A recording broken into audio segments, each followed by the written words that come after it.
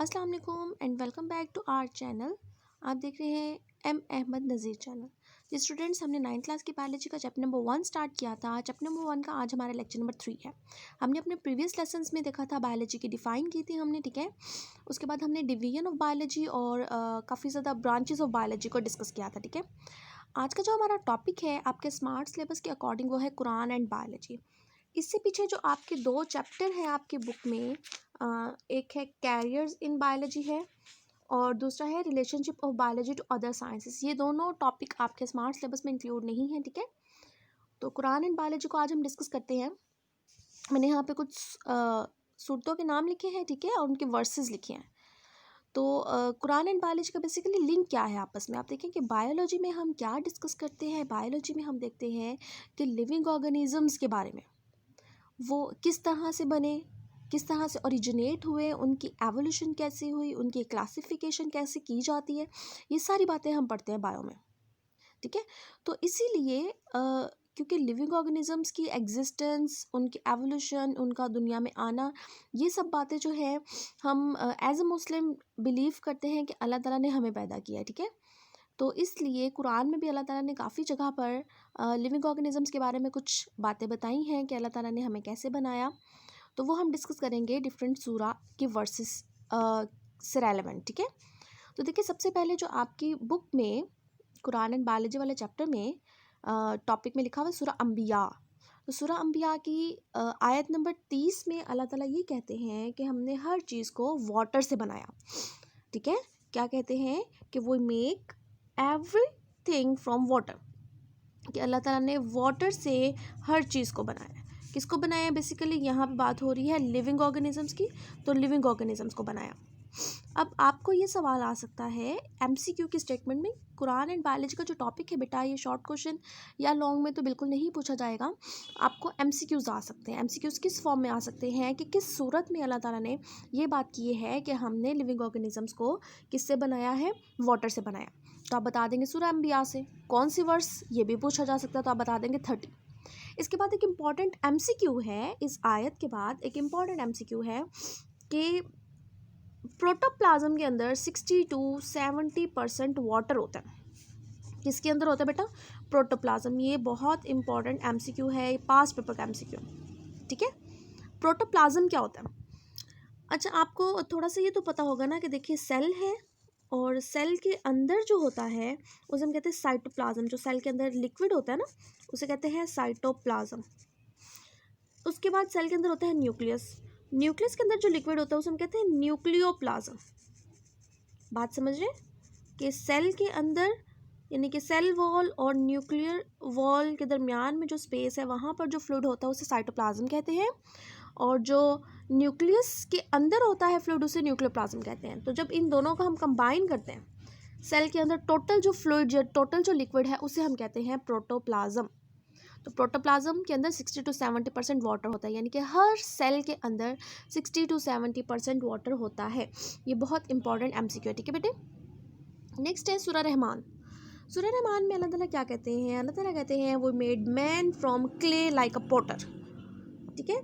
तो पॉटर किसे कहते हैं? जो मिट्टी के बर्तन बनाता है ना। तो क्या है कि इसका क्या मतलब हुआ? पहले हमने बात की कि लिविंग ऑर्गेनिज्म को किससे बनाया गया है? पानी से। फिर अब हम कह रहे हैं कि क्ले से बनाया गया। हम लोग अक्सर ही बात करते हैं कि इंसान मिट्टी से बना हुआ है, ठीक है, अल्लाह ताला ने हमें मिट्टी से बनाया है। तो वो बात जो है कुरान से भी जो है कंफर्म होती है, क्योंकि अल्लाह ताला ख़ुद ये फरमाते हैं सूरा रहमान की वर्स नंबर 14 में कि हमने इंसान को, आदमी को किससे बनाया है? क्ले से बनाया है, ठीक है। तो ये पॉइंट अगर आपको आ जाए तो आपको पता होना चाहिए कि कौन सी सूरा से लिया गया है।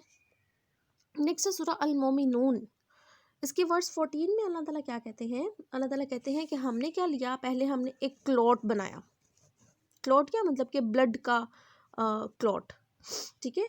उससे फिर हमने क्या किया? इसका ड्रॉप लिया और उससे फिर हमने एक लंप बनाया। लंप कह सकते हैं ढेला, इनके एक छोटे से ड्रॉप से एक बड़ा सा ढेला बनाया हमने। फिर उस लंप से हमने क्या किया? हमने बोन्स बनाई, और फिर उस बोन्स से क्या किया? उस बोन्स से हमने उसके ऊपर फ्लैश लगा दिया। फ्लैश किसे कहते हैं? ऊपर जो मसल्स अटैच कर दिया।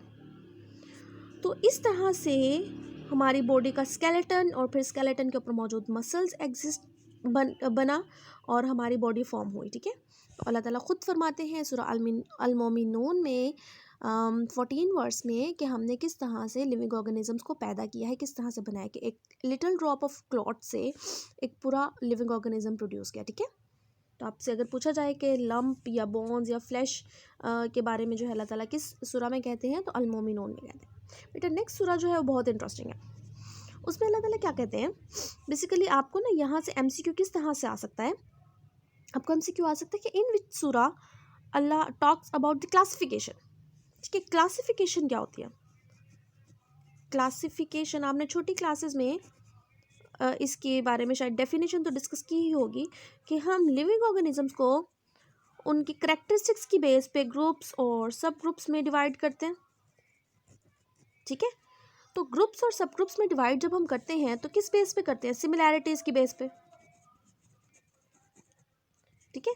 तो यहाँ पे इस सूरा में अल्लाह ताला बेसिकली क्या कहते हैं, अल्लाह ताला फरमाते हैं कि मैंने जो है इंसान को किससे बनाया है, वाटर से बनाया है।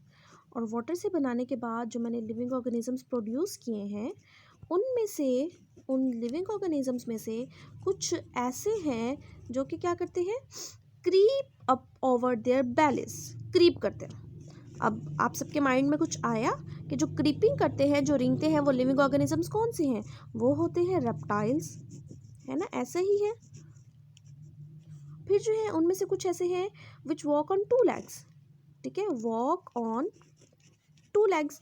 तो वॉक ऑन 2 legs कौन करता है, बेसिकली ये आ जाते हैं ह्यूमंस की बात कर सकते हैं हम यहाँ पे, क्योंकि हम लोग जो है वो 2 टांगों पर चलते हैं। फिर अल्लाह ताला फरमाते हैं कि उनमें से कुछ ऐसे हैं जो 4 टांगों पर चलते हैं, ठीक है, 4 टांगों पर चलते हैं। तो 4 टांगों पर कौन से चलते हैं, एनिमल्स हैं, बाकी एनिमल्स, ठीक है, जिन्हें चौपाई भी कहा जाता है। अब इनमें हम और भी एडिशन कर सकते हैं कि कुछ ऐसे हैं जो हवा में उड़ते हैं, ठीक है, कुछ ऐसे हैं जो पानी में रहते हैं।